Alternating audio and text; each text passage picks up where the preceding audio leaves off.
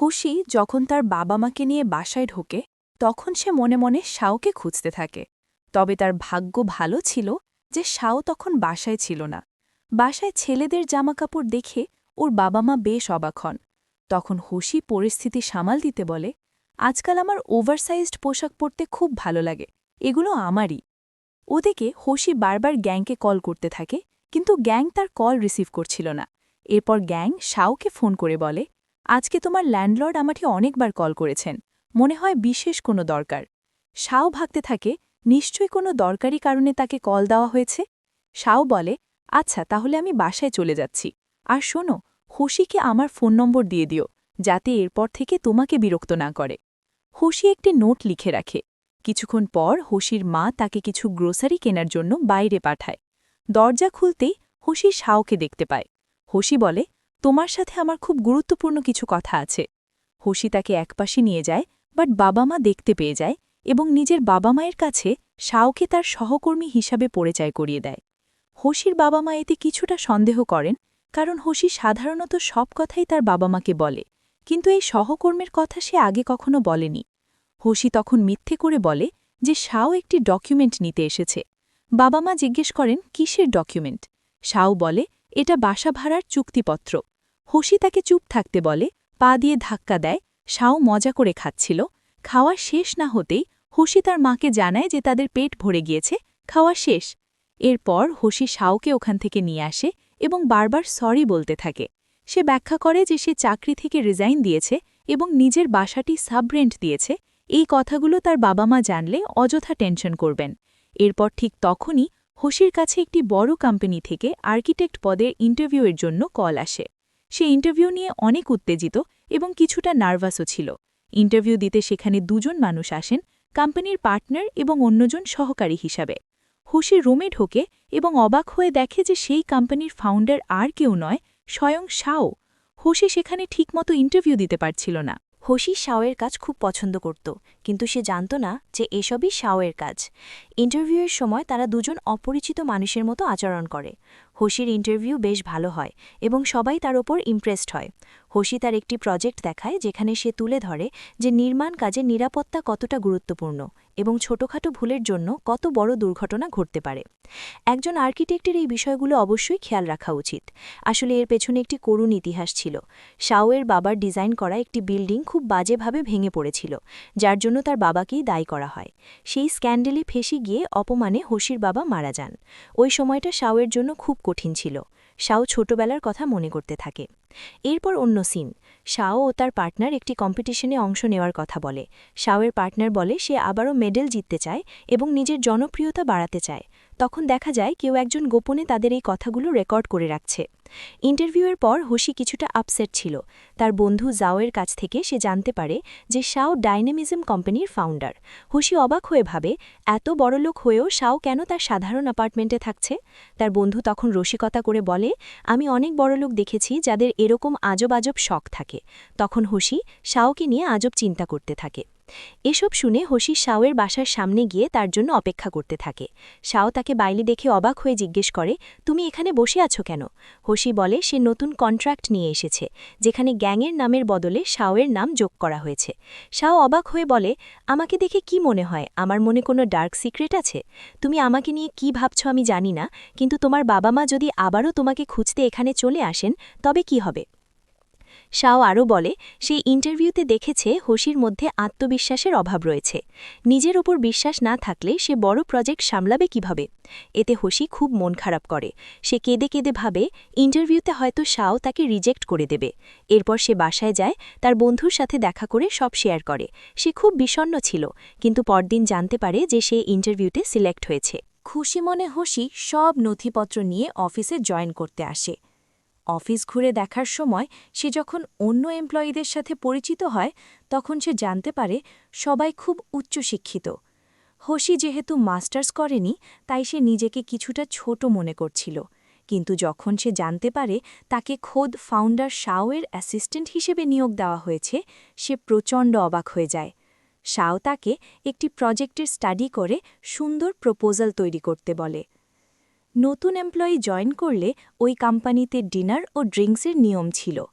হোশি drink করতে অভ্যস্ত ছিল না, তাই সে খুব দ্রুত মাতাল হয়ে যায়। তার অবস্থা দেখে অন্য কর্মীরা তাকে বাসায় পৌঁছে দিতে চাইলে শাও ভয় পেয়ে যায়, কারণ হোশিকে বাসায় পৌঁছে দিলে সবাই জেনে যাবে যে তারা একসাথে থাকে এবং শাওয়ের গোপন প্রজেক্টগুলো তারা দেখে ফেলবে।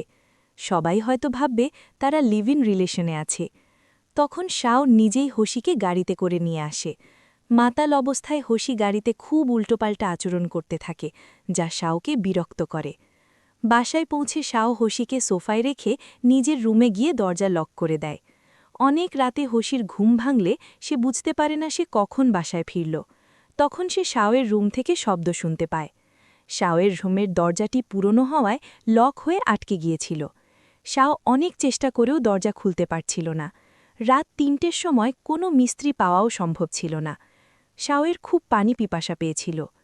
শাও হোশিকে বলে, তুমি মাতাল হয়ে উল্টোপাল্টা আচরণ করছিলে বলেই আমি দরজা লক করে দিয়েছিলাম। হোশি তখন লজ্জিত হয়ে বারবার সরি বলে। শাও তখন হোশিকে জানায় যে সে তার কাজ দেখেই তাকে হায়ার করেছে। হোশি আবেগপ্রবণ হয়ে বলে, আর্কিটেক্ট দুনিয়ায় তুমিই আমার আইডল। পরদিন সকালে হোশি অফিসের জন্য রেডি হলে শাও তাকে ড্রপ করে দিতে চায়, কিন্তু অফিসের সামনে গিয়ে হোশি গাড়ি থেকে নামতে রাজি হয় না। সেভাবে বসের গাড়ি থেকে নামতে দেখলে মানুষ তাদের নিয়ে আজেবাজে কথা বলবে। এর মধ্যে একটি ভিডিও ফাঁস হওয়ার ফলে শাওয়ের ভাবমূর্তি নষ্ট হয় এবং তাদের ওই কম্পিটিশন থেকে ডিসকোয়ালিফাই করে দেওয়া হয়। শাও খুব আপসেট হয়ে পড়ে, কারণ তারা কম্পিটিশনে অংশ নিতে পারছিল না। মূলত মিস সিংয়ের কোম্পানি চক্রান্ত করে তাদের এই অবস্থায় ফেলেছে।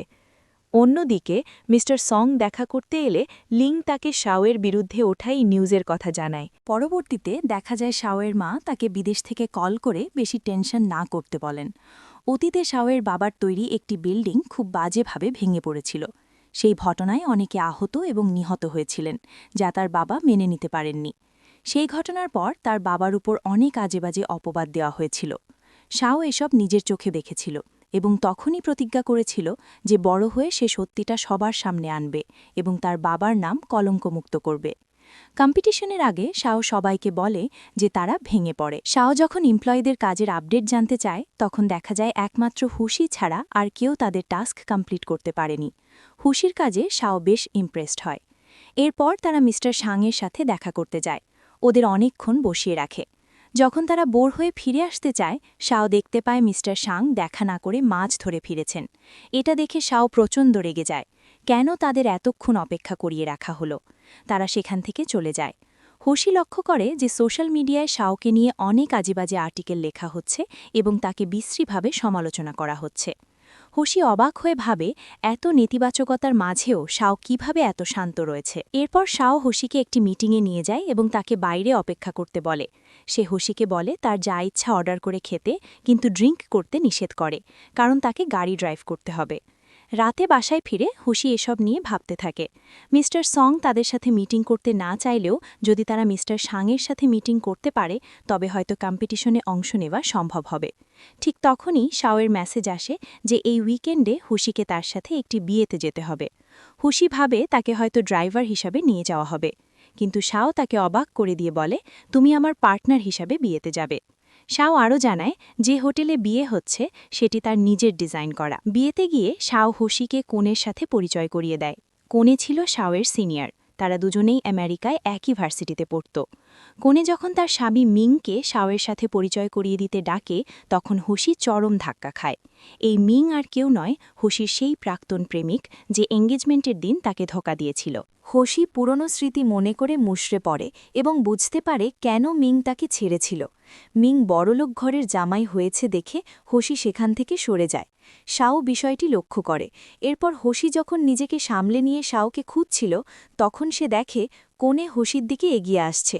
হোশি ভয় পেয়ে সেখান থেকে সরে যেতে গিয়ে কিছু অতিথির সামনে চলে আসে। এদিকে মিংয়ের মা, যে অত্যন্ত ধূর্ত মহিলা ছিল, হোশিকে ফলো করতে করতে ওয়াশরুম পর্যন্ত যায় এবং বাইরে থেকে দরজা লক করে দেয়, যাতে হোশি বেরোতে না পারে। অন্যদিকে শাও তার ল্যাপটপ এবং ট্যাব নিয়ে মিস্টার শাংয়ের সাথে মিটিং করছিল। সে প্রমাণ দেখায় যে তাকে নিয়ে ছড়ানো ভিডিওটি এডিট করা এবং মিথ্যা। তার কাছে অরিজিনাল ফুটেজ রয়েছে যা প্রমাণ করে যে কেউ তাকে ডিসকোয়ালিফাই করার জন্য উদ্দেশ্যপ্রণোদিতভাবে এই কাজ করেছে। তখন মিস্টার শাং বলেন, ঠিক আছে, এবার তোমার প্রজেক্ট আমাকে দেখাও। ওদিকে শাও ভাবতে থাকে অনেকক্ষণ হয়ে গেলেও হোশি কেন আসছে না। এদিকে হোশি বুঝতে পারছিল না সে কিভাবে বেরোবে। শেষমেশ সে বাথরুমের জানালা দিয়ে লাফ মারে। অনেক কষ্ট করে সে বের হতে পারলেও তার এক পায়ের জুতো সেখানেই রয়ে যায় এবং সে পায়ে প্রচণ্ড চোট পায়। খুঁড়িয়ে খুঁড়িয়ে হোশি যখন মিস্টার শাংয়ের সামনে পৌঁছায় তখন মিস্টার শাং তাদের উপর খুশি হন এবং বলেন, ঠিক আছে, আমি তোমাদের কম্পিটিশনে অংশ নেওয়ার ব্যবস্থা করছি। শাও লক্ষ্য করে হোশির এক পায়ে জুতো নেই এবং সে খুব অদ্ভুতভাবে হাঁটছে। সে হোটেলের স্টাফদের বলে হোশির জন্য একজোড়া স্লিপার আনিয়ে দেয়। শাও বুঝতে পারে কেউ উদ্দেশ্যপ্রণোদিতভাবে হোশিকে আটকে রেখেছিল। সে সিকিউরিটি রুমের ফুটেজ চেক করে দেখতে পায় যে মিংয়ের মাই বাইরে থেকে দরজা লক করে দিয়েছিলেন।